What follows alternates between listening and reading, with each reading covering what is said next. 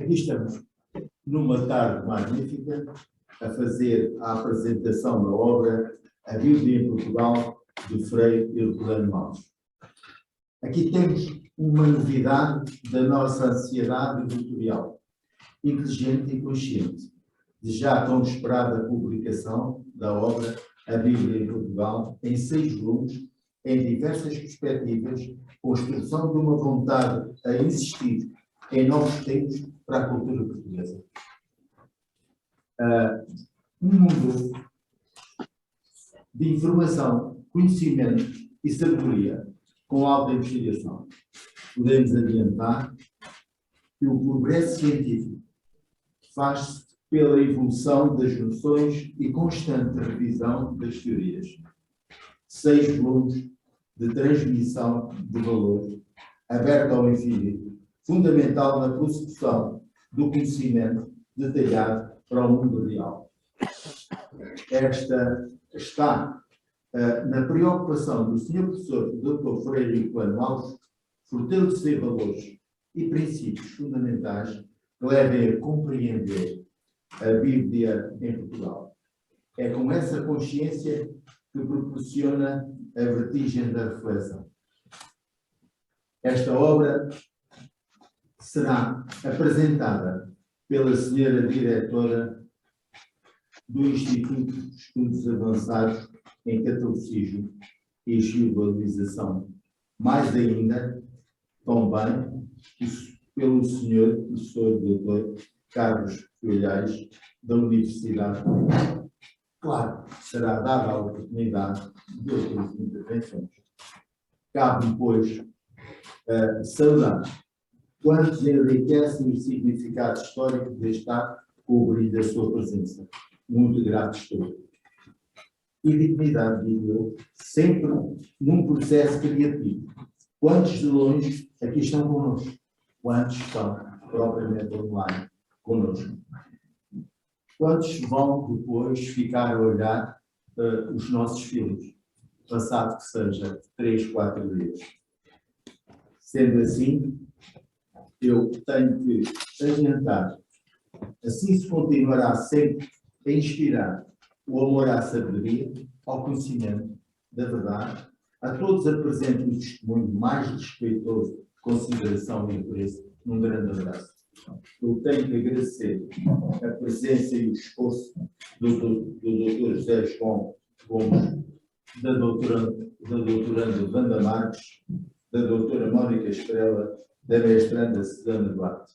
Eu lhes agradeço todas as ajudas que nos deram.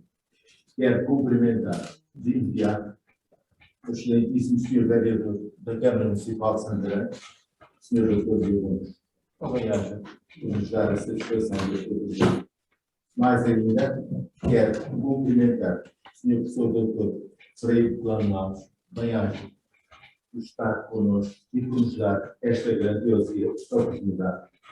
Mas assim, eu quero cumprimentar o excelentíssimo Sr. Professor Dr. Carlos Filhais, mais também o Sr. Professor Dr. José Eduardo Franco, da Cátedra de Estudos Globais da nossa Universidade Aberta, com o qual temos um protocolo que nos damos muito bem. Também assim, eu quero saudar a excelentíssima senhora diretora do Instituto de Estudos Avançados em Catolicismo e Globalização, a sra. Doutora Eugénia Abrantes. Mais assim, eu quero cumprimentar também o excelentíssimo senhor Presidente da Associação Forense, o senhor Juiz, Dr. António Gaspar. Obrigado, Dr. Juiz, por estar connosco. Mais ainda, eu quero cumprimentar o Sr. Procurador da República, Dr. Artur Guilherme Rodrigues, que está connosco online. Mais assim, eu quero também dar o meu cumprimento muito especial ao Sr. Cônsul Honorário do Brasil, Dr. Joaquim Botas Castanho. Mas eu tenho que cumprimentar o Sr. Coronel António Garcia Correia. Sr. Coronel, a nossa amizade assim é, pelo saber, pelo conhecer, estar sempre presente. Também eu Cumprimento quem está online, a excelentíssima senhora mestre, doutora Lina Soares, também a excelentíssima senhora doutora Ana Alice Pereira. Mais ainda, eu quero saudar do centro quem, na verdade, fez questão de estar muito presente connosco, José Cunha e esposa, mais assim, minhas senhoras e meus senhores. Claro que haverá toda uma possibilidade no decorrer da sessão de poderem usar a palavra. Faça por favor.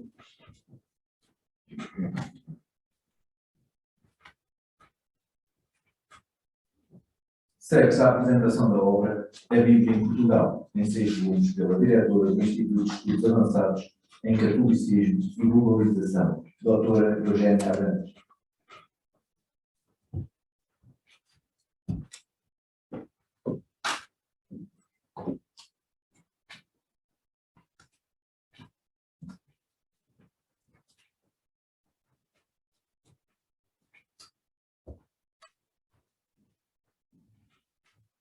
Muito boa tarde, senhora vereadora, senhora diretora do Centro de Investigação. Meu estimado Frei Plano, boa tarde a todos que estão aqui presentes na sala, boa tarde a quem nos acompanha por telefone.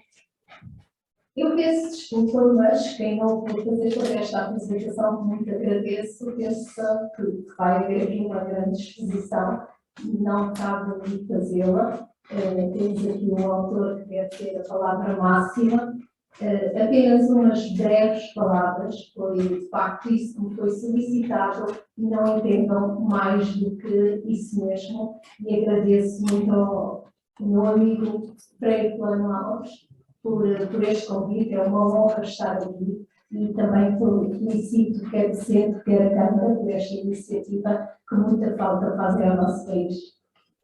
E, sem demoras, faço mesmo uma partilha convosco de algumas das minhas sensibilidades face à notável obra que é aqui apresentada. Gostava de começar por perguntar o que é que faz um livro que é o mais vendido do mundo, que anda pelas bocas do mundo, que é de facto a pedra angular da fé e cultura mundial ao longo de séculos e séculos. Este livro que é, ao mesmo tempo, tão tocado, tão escutado por tanta gente ao mesmo tempo, que é, de facto, uma palavra de oração, de contemplação no recanto mais íntimo de cada pessoa. Deste livro, que é fonte de desenvolvimento humano e espiritual de milhões e milhões de pessoas, que é fonte de inspiração agitador mesmo da arte, da literatura, da música, da arquitetura, da pintura, da ciência.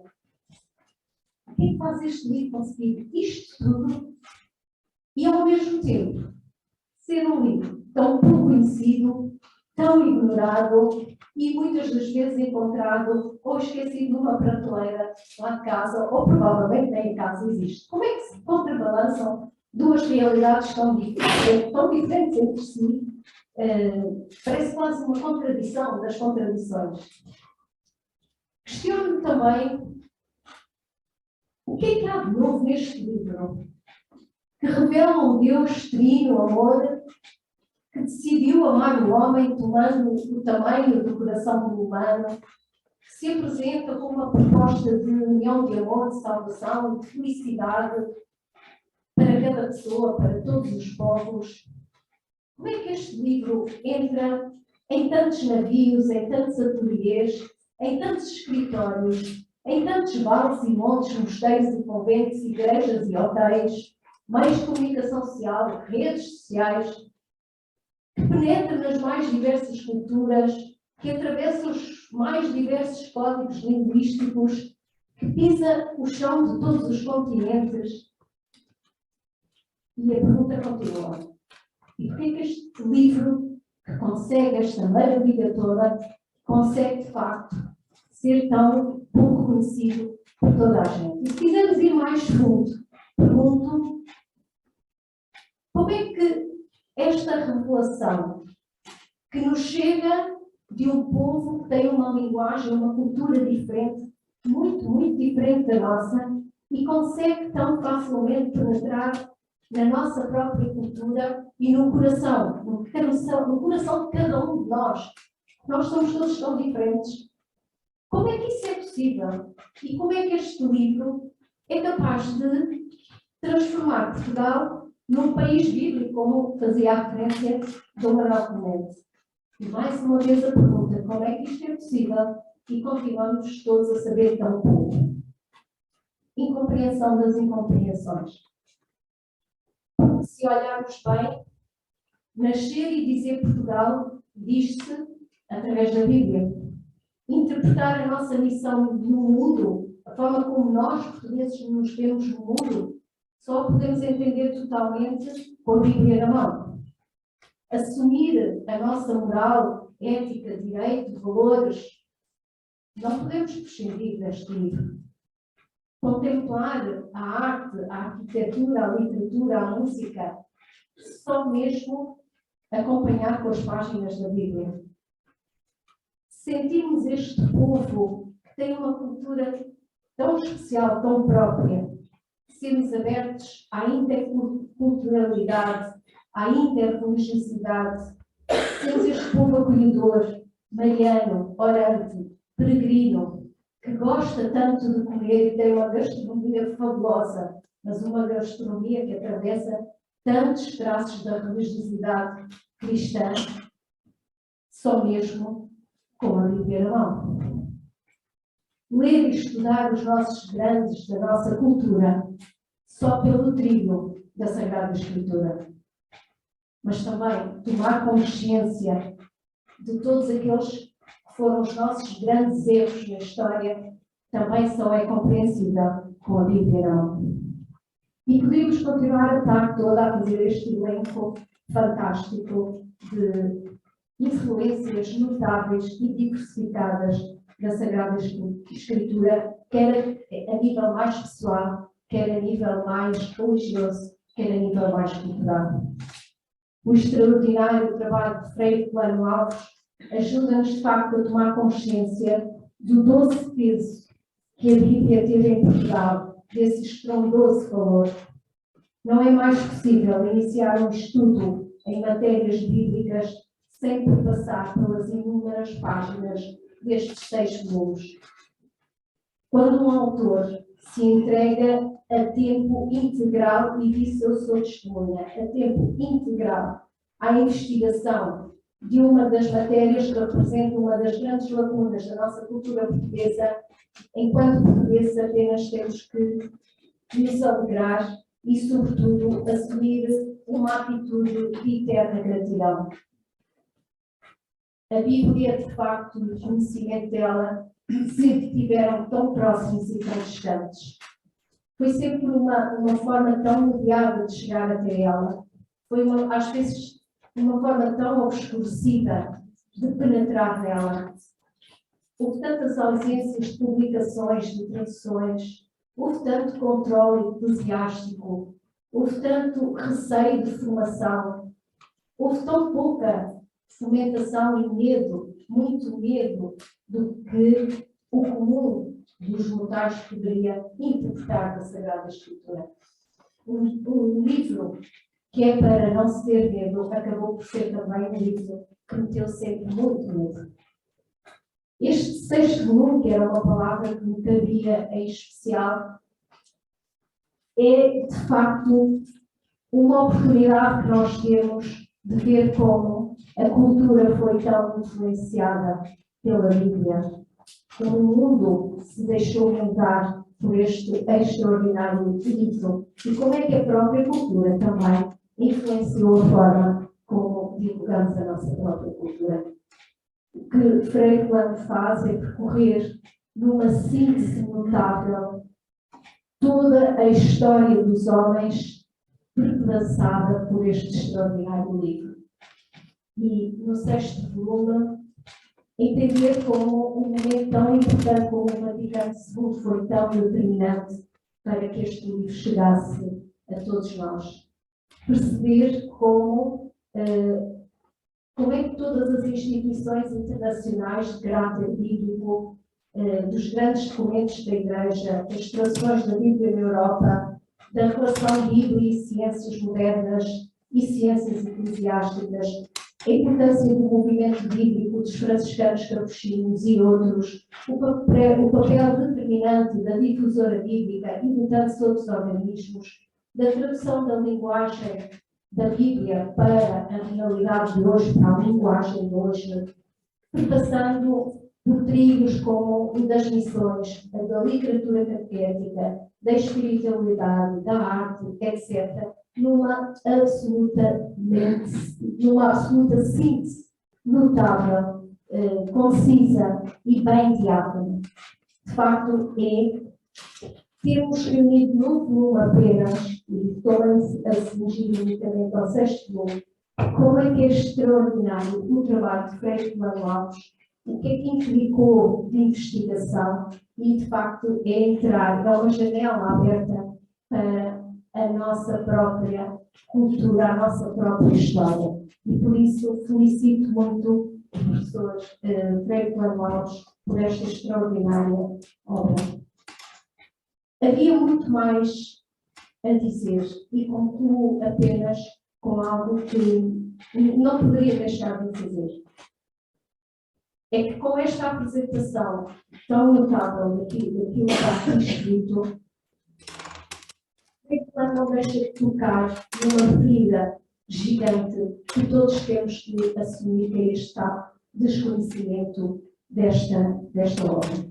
De facto, nós possuímos um tesouro incalculável e teimamos em ignorá-lo. Todos somos responsáveis por esta realidade, cada um no seu grau mais concreto e das suas responsabilidades pastorais e comprometidas no seio da Igreja e também no seio da cultura. E se começa com uma pergunta, concluo com uma pergunta.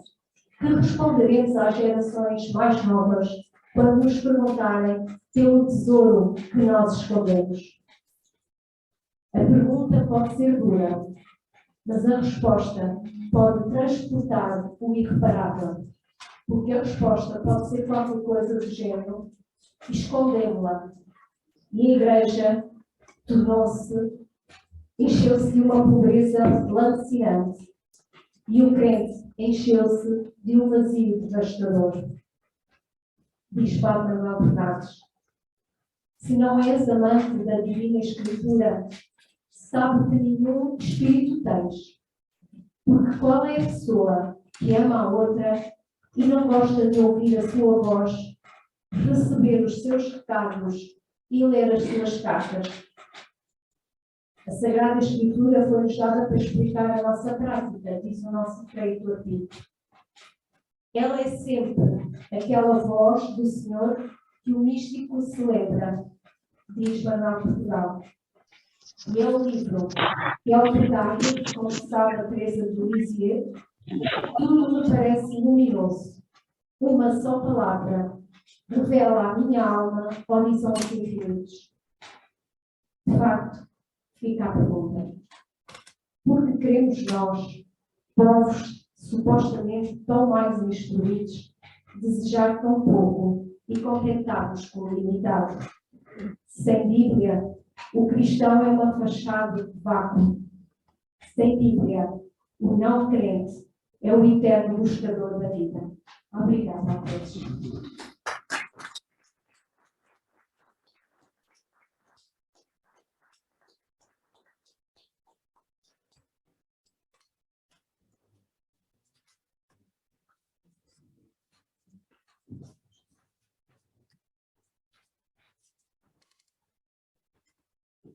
Segue-se agora a intervenção do professor doutor Carlos Olhais, da Universidade de Coimbra.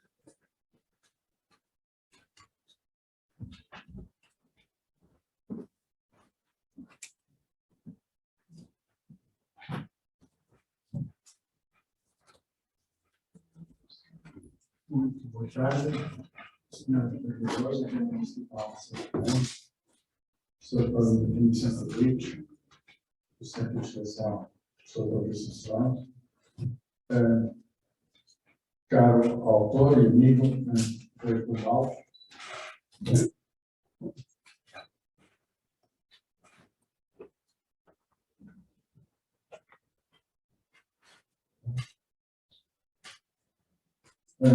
Doutora Eugénia Arantes, caras amigas e amigos, é um prazer estar aqui convosco.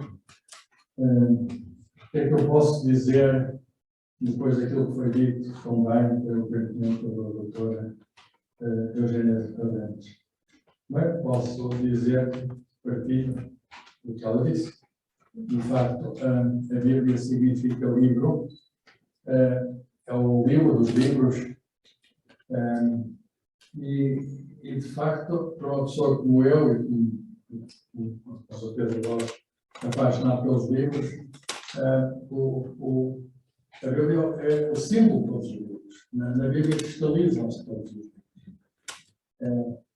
E quantos livros não foram escritos à volta da Bíblia? E quantos livros não foram escritos que, de uma maneira ou de outra, não tivessem a ver com a palavra de Deus? Por outras palavras, a Bíblia não apenas foi o livro, mas que foi uma fonte, que eu diria, inesgotável de livros. Portanto, é o princípio de todos os livros, de algum modo. Vou exagerar quando digo todos, mas dificilmente encontrarão livros que não tenham, de uma maneira ou de outra, uma ligação à palavra de Deus. De modo que as nossas bibliotecas guardam as Bíblias, guardam as traduções das Bíblias e guardam os outros livros que, se procurarmos com cuidado, têm sempre alguma relação com ela. A Bíblia é, portanto, cultura, a Bíblia é, portanto, vida. É muito difícil perceber, em particular, a cultura nacional, a vida nacional, em geral, se não estivermos cientes da palavra que está encerrada na Bíblia. E é por isso que estes 6 volumes são muito bem-vindos, porque essa história estava por fazer. A história da recepção da Bíblia em Portugal, desde o início, desde cá Portugal. Nós não podemos compreender Portugal sem a recepção da Bíblia, desde o início, desde o início. Inclusive, um rei português que tem a ver com Santarém, que é onde Dias faleceu nesta cidade, se não me falha a memória, 7 de outubro de 225, sobre o sagrado melhor que ele próprio foi tradutor pelo menos terá sido tradutor de uma parte do Antigo Testamento, do próprio livro inicial, do Gênesis, e isso está descrito digamos, num dos primeiros livros, na Bíblia da Idade Média, segundo. E, portanto, em qualquer personagem que nós pegamos da história de Portugal, nós encontramos marcas. Falei no Dom Dinis e na Associação a Santarém. Deixem-me dizer que eu cheguei um bocadinho atrasado, porque tendo chegado antes, mas fui ver as igrejas de Santarém. E, de facto,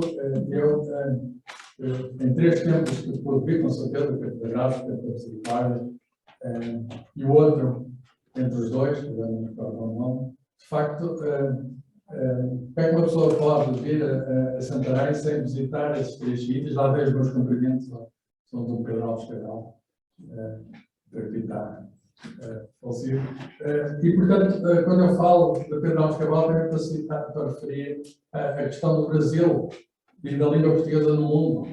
Estes livros contam a história da Bíblia em Portugal, da recepção da Bíblia em Portugal, das traduções, mas também no vasto espaço de língua portuguesa. E também, principalmente, nesse pedaço maior que é o Brasil. E, portanto, é um livro de cultura de língua portuguesa. Não é apenas cultura portuguesa, cultura de língua portuguesa.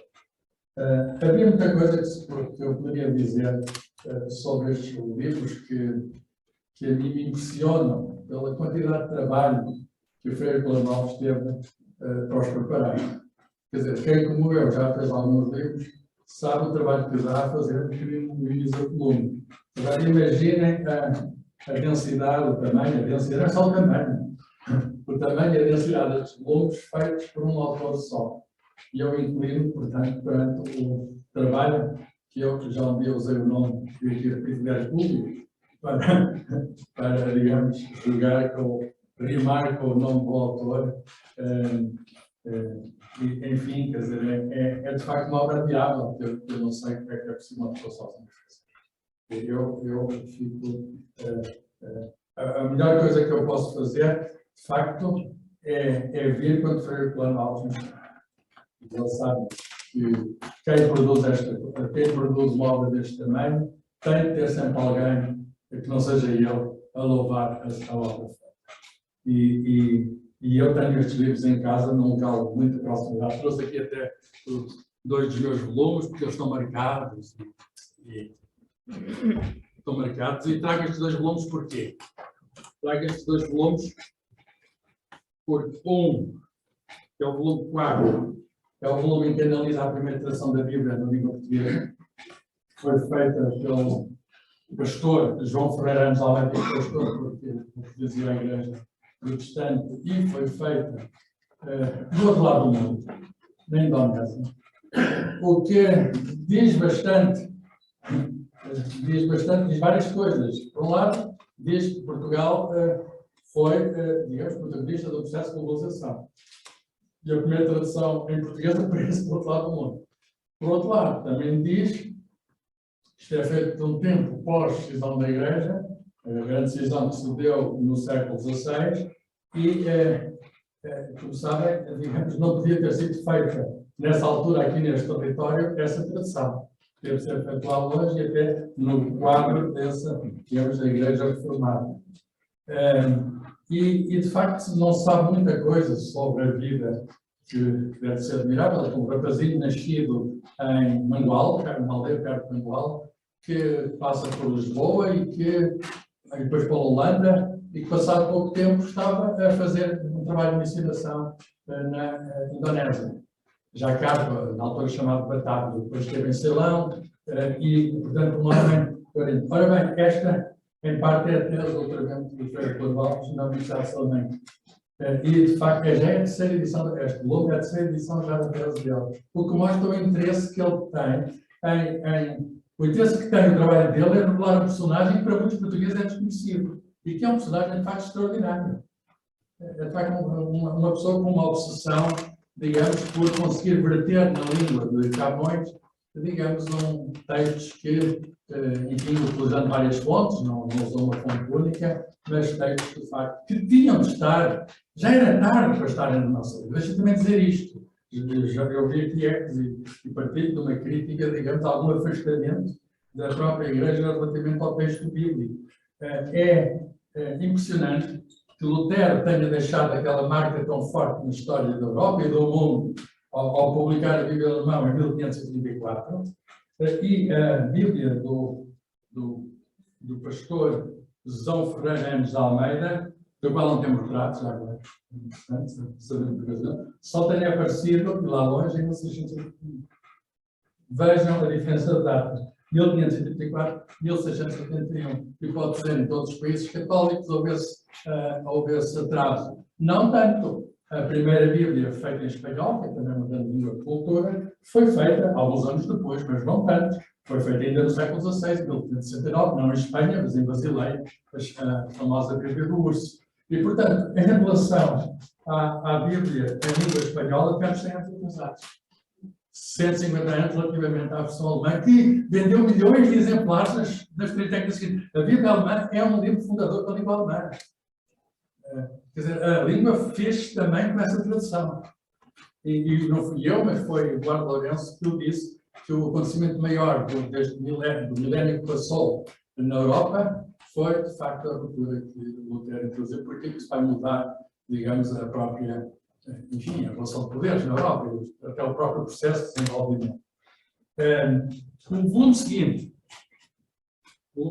então, trata da Bíblia dos séculos XVIII e XIX, trata da primeira Bíblia traduzida já aqui em Portugal, de algum modo, já é uma tradução mais completa, porque o pastor morreu antes de completar a sua obra, foi completada por outros, e enfim, o processo é muito complexo, o processo de emendas, mas foi essa Bíblia que ainda hoje se vende, É impressionante, nomeadamente no Brasil, Aqui eu realço só, não quero demorar muito, mas realço só uma tabela que está ainda neste volume 4, sobre o número de edições desta Bíblia, que é a primeira tradução em português. Estão contadas, e há aqui um catálogo, e com a cota, o que significa que Frei Clodoaldo foi às bibliotecas, ou pelo menos utilizou os catálogos online dessas bibliotecas, e tem aqui o registro dessas edições todas. Ele registra aqui, imagino, 1895 edições. Às vezes não é comparado, às vezes só o Antigo Testamento, às vezes só o Evangelho, só um dos Evangelhos, ou vários, ou só. Enfim, mas no total 1895. E ele fez um cálculo das tiragens, e a tiragem desta Bíblia, desta tradução, segundo os cálculos de Frei Clodoaldo, eu não conheço outros, é de mais de 113 milhões de cópias.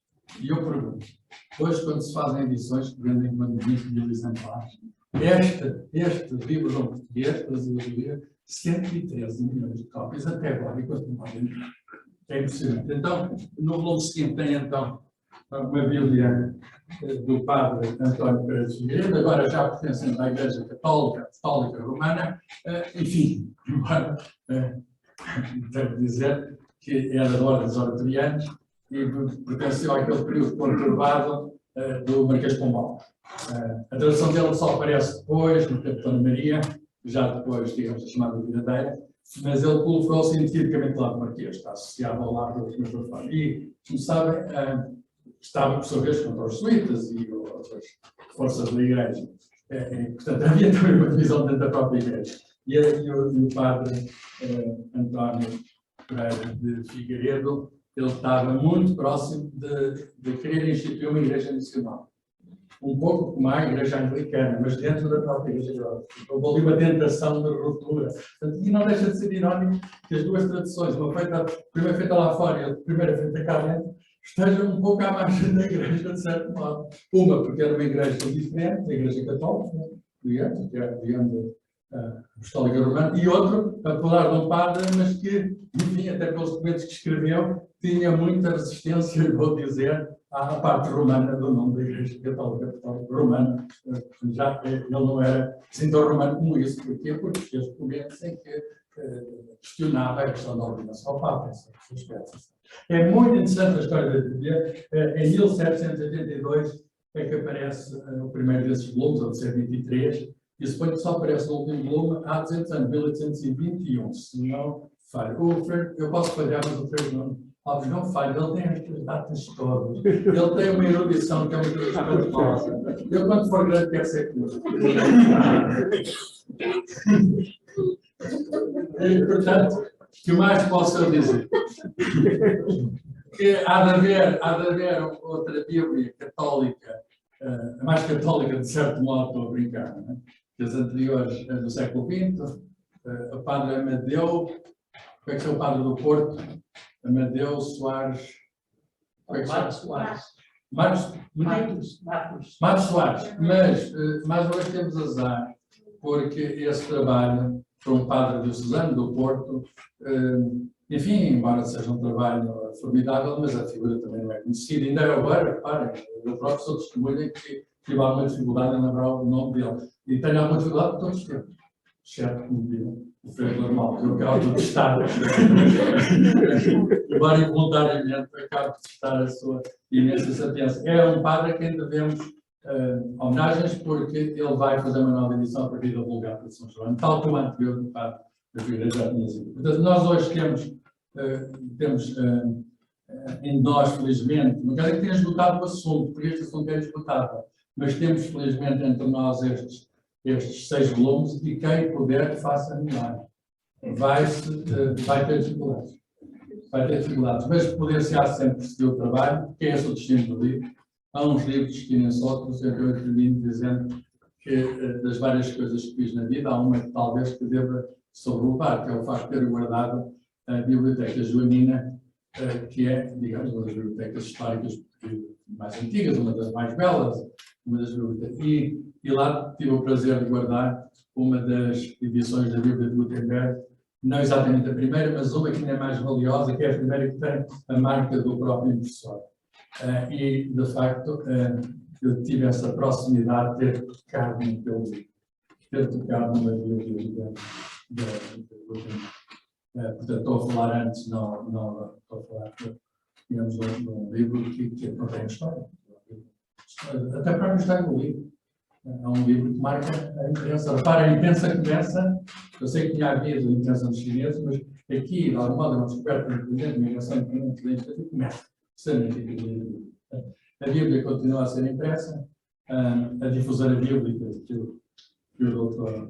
o padre Filipe Alves tem, enfim, impulsionado, continuará a fazer Bíblias. Nós continuaremos a ler e a consultar, como diz a doutora, já éramos melhor, havíamos fazer mais do que fazemos hoje, porque há sempre ali, para várias ocasiões, há sempre ali palavras inspiradoras, palavras que nos podem motivar em várias ocasiões, e nós não nos podemos imaginar sem esse fundo. Portanto, eu guardei a Bíblia, se algum dia for, enfim, um dia da iminência de estar perante São Pedro, e se ele perguntar o que eu fiz, etc., eu não quero ir.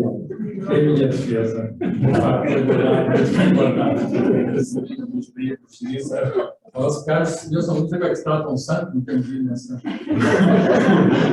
Mas direi, santíssimo, não sei, eu com certeza tentarei entrar, não é?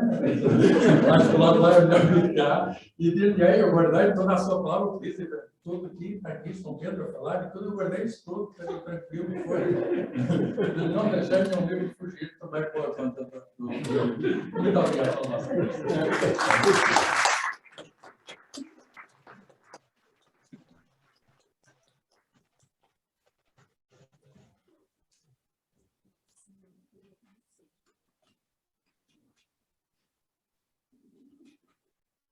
Professor doutor Frei Herculano Alves. Herculano Alves é franciscano capuchinho, português. Estudou Teologia no Instituto Católico de Toulouse, França. Filologia Românica na Universidade de Coimbra. Ciências Bíblicas no Instituto Bíblico de Roma e fez o doutoramento em Teologia Bíblica na Universidade Pontifícia de Salamanca, onde foi bolseiro.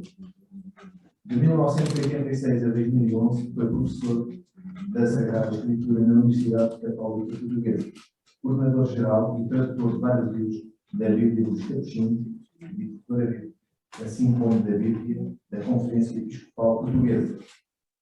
É autor de uma centena de artigos de caráter científico, publicados em várias revistas e outras obras, e de 2 dezenas de livros sobre temas de Sagrada Escritura. Ele é sobre o movimento de iniciação bíblica dos capuchinhos em Portugal durante 20 anos e diretor da revista bíblica. É investigador da Universidade Clássica de Lisboa, do Centro de Estudos de História Religiosa da Universidade Católica e do Instituto de Estudos Avançados em Catolicismo e Globalização. É membro do Centro de Investigação, professor Dr. Joaquim Veríssimo Serrão. Vamos ouvir a intervenção do professor Dr. Frei Herculano Alves, que nos vai apresentar os seus 6 livros.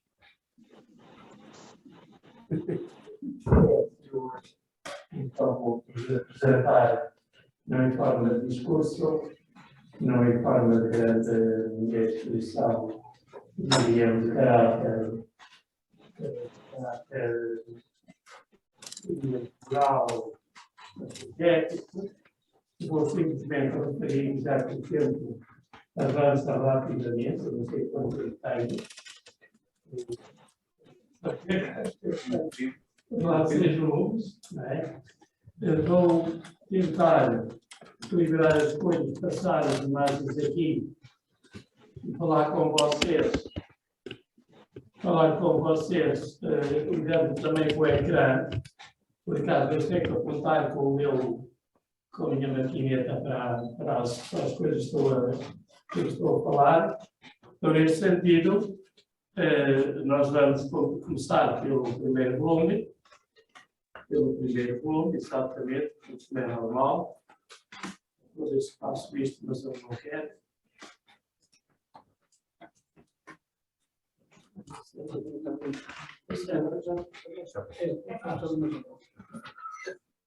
Não sei se me ouvem bem, eu estou a fazer rouco, mas estou a aproximar de mim para ver se me façam ouvir.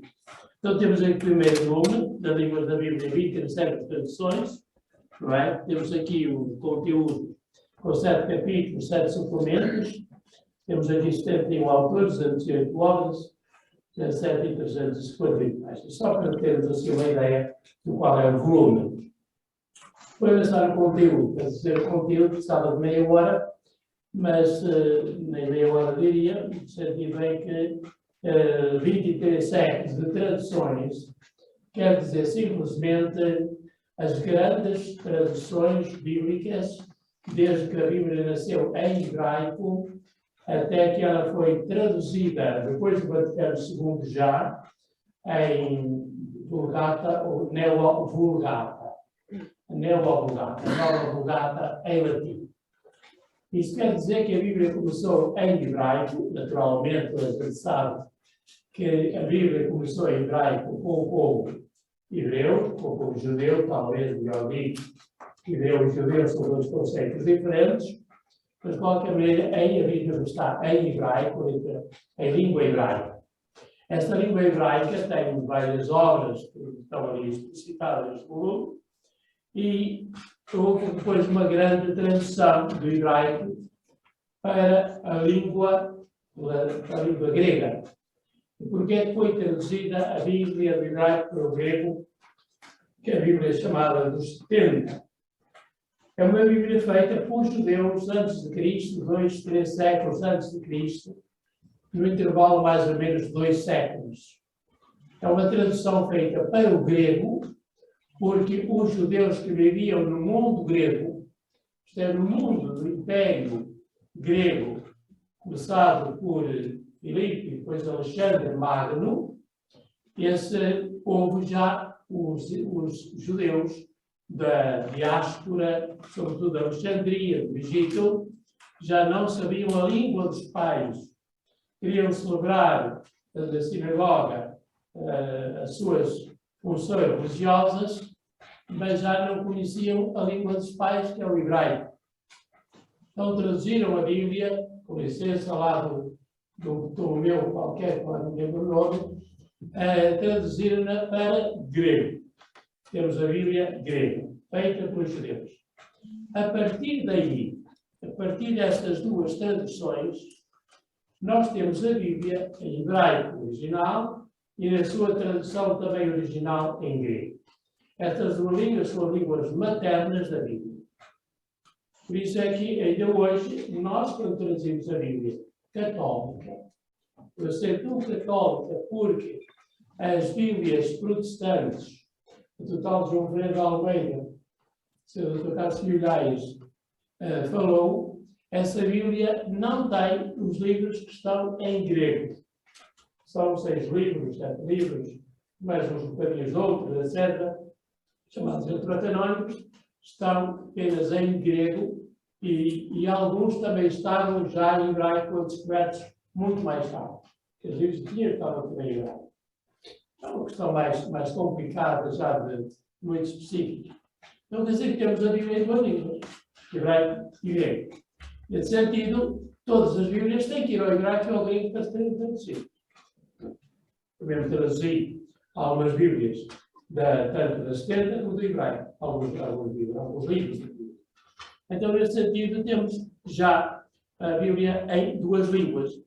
Depois veio outro império a seguir, foi o Império Romano. O Império Romano, todos sabem, falava latim. E então é que traduzir a Bíblia em latim. Toda a gente tinha que aprender latim, porque a língua oficial era o latim. E vai daí, toca traduzir para latim. Isto conta aos tradutores, que são muito conhecidos, da chamada Bíblia Vetus Latina, a velha latina.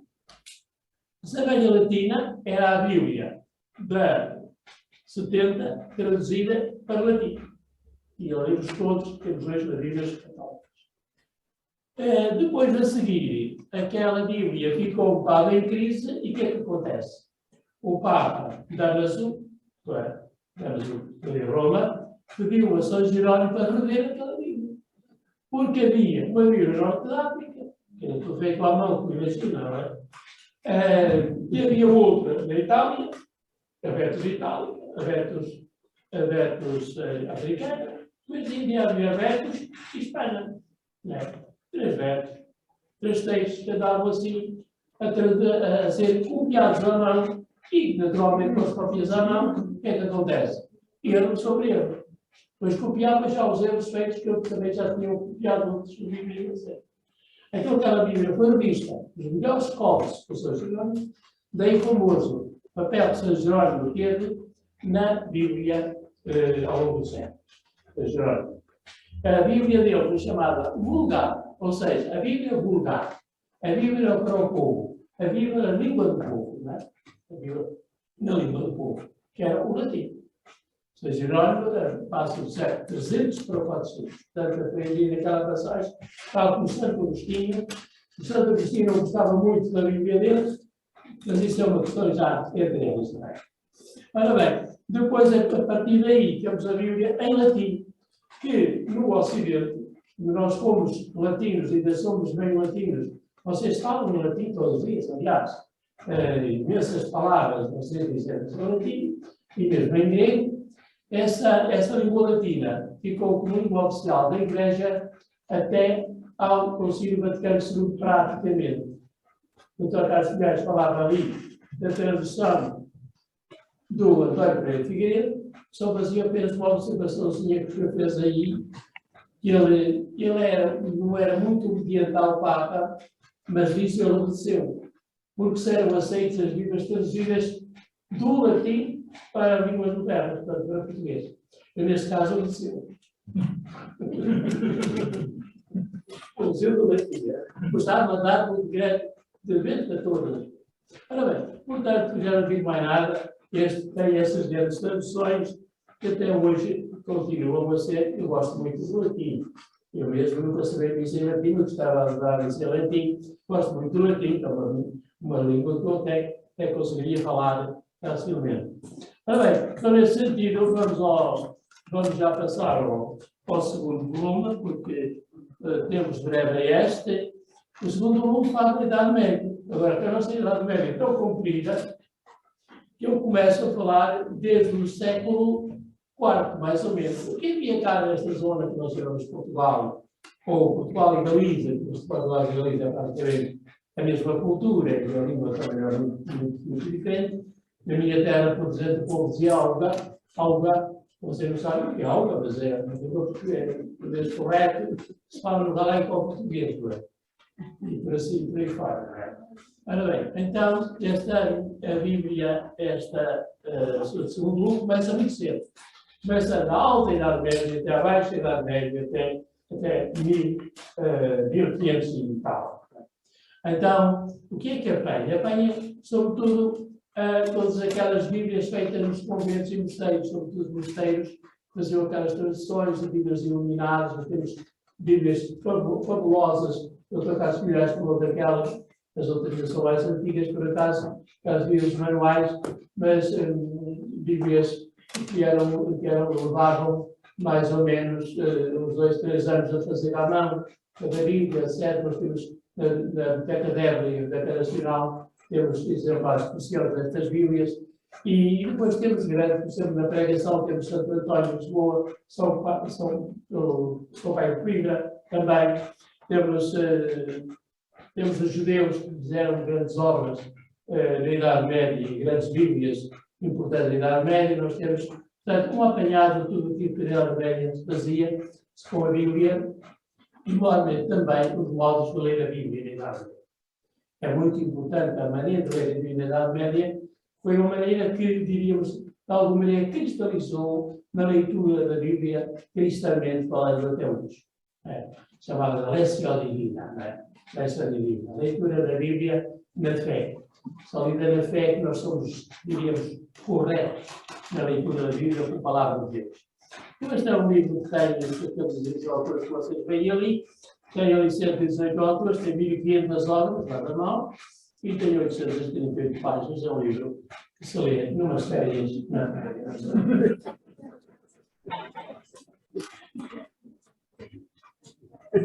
Podem experimentar. Depois temos então um livro complicadíssimo. O Dr. Carlos Figueiredo já fazia alusão a este livro, a Bíblia no século XVI e XVII, os séculos tais tal problema da grande ruptura. A grande ruptura, que é a grande ruptura do cristianismo na Europa cristã, que era, digamos, monolítica, positivamente monolítica, positivamente porque fala como católica, não é? E então, nesse sentido, a tal ruptura que causou muitos problemas. Toda essa problemática está neste livro, que é um livro que é relativamente grande, com 4 capítulos e 12 suplementos, que há muitas coisas que são importantes que não ficaram bem no texto de uma segunda talvez, e que eu coloquei em suplementos, que são coisas muito interessantes, mas que merecem ser lidas à parte, não é?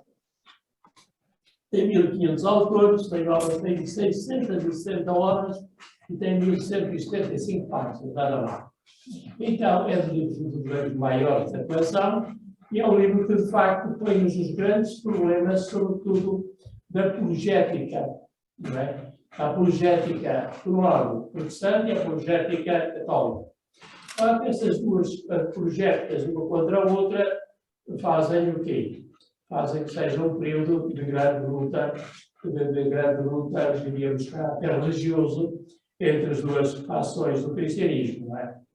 Claro, eu às vezes corto a direito dizendo que os princípios hermenêuticos de Lutero não são corretos. Não são corretos. Alguns dos princípios hermenêuticos, sobretudo a leitura livre da Bíblia, nós sabemos que a Bíblia é tremendamente difícil. Quanto mais estudo a Bíblia, menos tem. E ando há 40 anos a estudar a Bíblia. Parabéns. Então, significa que dizer que cada um, por inspiração do Espírito Santo, recebe e compreende a leitura da Bíblia, que é tão complicada em certos textos. Enfim, onde é que o Espírito Santo está aí para fazer dizer ao leitor aquilo que não está no texto. Aquilo que o leitor próprio não vê no texto. É muito difícil ler um texto da Bíblia. Não é muito difícil ler um texto em português. Não pensamos que é tudo muito fácil. Não é? Tem muito que se diga. Talvez quiserem fazer a leitura do texto bíblico, peçam-me uma tarde para lermos um só texto. Vocês vão ver uma coisa não tão fácil. Um só texto. Ler Lucas 5 ou 11, por exemplo. A parábola da ovelha perdida tem 3 versículos. Lucas 15, 4 a 7. É o 4, 5, 6, 7. 4 versículos. Aí vocês veem quanto tempo leva, quantas horas leva a perceber todo o texto. Por exemplo. Agora, dizer que o leitor não precisa da igreja nem para aprender nada, o Espírito Santo lhe diz o que está lá no texto, bem, isso é milagre a mais. Quando é milagre a mais, é o Espírito Santo. E deve ser apenas um aspecto da questão, não é? Um aspecto da questão. Ora bem, portanto, quer dizer que neste livro nós encontramos imensas obras de caráter apologético, tudo que é da arte, tudo que é, já começam a aparecer as ciências modernas, as ciências de investigação modernas, as ciências auxiliares da Bíblia, caráter científico, sobretudo na Alemanha, na França, os próprios americanos começam a despertar nessas investigações médio-orientativas, etc. Todas estas questões de estudo da Bíblia estão em pleno já aqui, no século XVI e XVII, já começam a despertar esse interesse no estudo científico da Bíblia. Provar que, por exemplo, o dilúvio é histórico ou não é? E depois, claro, que se descobriram 6 dilúvios, ou melhor, 6 relatos de dilúvios, nas investigações do Médio Oriente Antigo, naquela cidade de Síria, sobretudo da Síria, não é? Ora, já descobriram 6 relatos de dilúvios naquela zona da Mesopotâmia, dos 2 rios. Depois começaram os tais protestantes liberais e outros, protestantes católicos, cristãos, não é? Que eles eram protestantes, não tinham o Papa a mandar neles. Então começaram a dizer que afinal a Bíblia, enfim, só dizia mentiras. Que afinal dizia que aquilo foi enviado por Deus, não sei o quê, quando já havia mais relatos lá na. Porque a Bíblia dava a entender que só havia um dilúvio, que tinham descoberto 6, não é? Então, quer dizer que isto vai explotar mais estudos de hermenêutica, de história, de análise textual, etc., para depois se perceber qual o sentido do relato do dilúvio, 6 a 8, na Bíblia. Qual o sentido? É um relato histórico? Claro que não é. É um relato catequético. Tem outro sentido. Isso demorou séculos a explicar. Portanto, todas estas coisas, mas eu queria só saltar, sobretudo, é o século dos grandes comentadores da Bíblia. Foi o século dos grandes comentadores. De comentadores em latim, nós temos os melhores comentadores da Bíblia, do livro bíblicos aqui em Portugal. Tiveram para a União Europeia, não é? Isto tem aqui estas coisas todas explicadas, que é sobre eu vou estar aqui a dizer tudo, são vocês que depois ficam sem trabalho. Ora bem, vamos ao quarto volume, já está tudo explicado, se acaso atividade já explicou praticamente, mas já não tenho mais nada para dizer, não sei que foi por meio deste volume que eu resolvi fazer o resto. No sentido em que eu comecei a fazer a investigação da tese, mandei por o João Fernando Almeida, sendo protestante, tinha dado aso que houvesse assim, as nações protestantes a espalhar a sua Bíblia a ser vendida onde se falava a língua portuguesa, tanto na Ásia como no Brasil, como noutras partes da África mesmo, não é?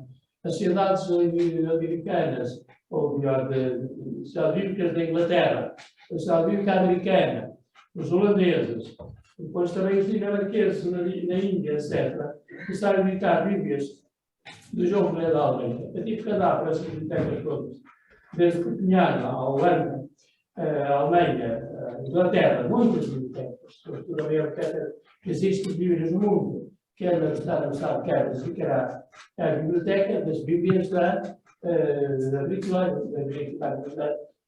Sociedade Bíblica da Inglaterra. Era a grande Sociedade Bíblica da Inglaterra.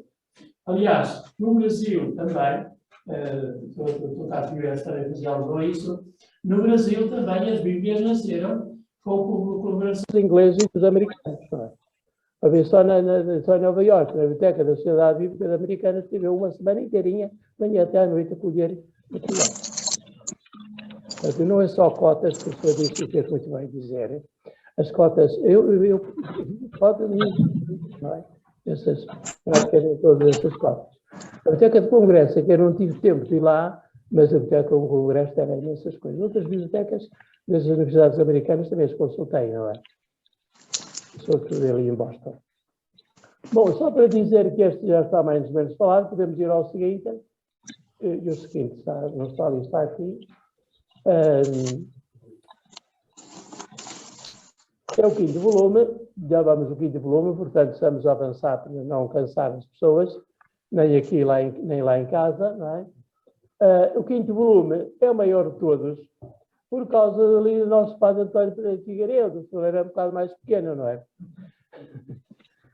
Como o padre António Pereira de Figueiredo é o tal amigo de Pombal, um tempo de iluminismo um bocadinho anticatólico, como foi já referido, claro que, além todo o resto dos capítulos, foi necessário ter grandes capítulos que pertencem para dar relevo, e merece, porque não há assim muitas coisas, há muitos livros escritos sobre o padre António Pereira de Figueiredo, a bibliografia está aí toda, mas de facto há muita coisa que não há muitos livros que tenham um catálogo das obras do António Pereira de Figueiredo, obras bíblicas, naturalmente. Eu tenho o catálogo das obras de cultura, mas também das obras de Bíblia. E só o catálogo das obras bíblicas é um capítulo muito grande. Das outros capítulos dedicados ao padre António Pereira de Figueiredo, além de todo o resto que o século XVIII e XIX são séculos muito complicados, que vocês sabem pela história, pelo iluminismo, pelo racionalismo, por essas lutas, já estava a maçonaria a despertar no meio desse iluminismo ateu ou pelo menos incrédulo, ou qualquer coisa. A maçonaria, portanto, e depois os republicanos já começaram a despertar ali nessa altura. Portanto, quer dizer que é um período muito complicado para a Igreja e, portanto, houve muita literatura de controvérsia, não é? Não só apologética de defesa, mas também de controvérsia, sobretudo entre o regime político e depois a Igreja Católica, naturalmente. A isso juntava-se já muitas igrejas protestantes que tinham instalado em Portugal, sobretudo no Porto. Havia umas épocas muito interessantes com o Bispo do Porto, Padre Américo do Porto. Ora bem, dito isto, passamos ao sexto volume. Este, como veem, é um livro grande, com 1995 autores, tem 8.290 obras e tem 1.500 páginas, menos duas, ou menos três. Assim, passa a tarde. Ficou assim. Pronto, depois vocês podem fazer alguma pergunta, se quiserem, não é? Então, chegamos ao sexto volume, finalmente, ao nosso tempo, não é? Século XX. Mas no século XX há dois tempos diferentes, não é? Há dois momentos muito complicados, sobretudo o primeiro momento é complicado por causa de quê? Por causa da Primeira República. A Primeira República continuou exatamente ideologicamente e no aspecto até de militantismo anticatólico, continuou o século anterior, o século XIX. Não é? Então, a Igreja teve de se confrontar, sobretudo com a Primeira República.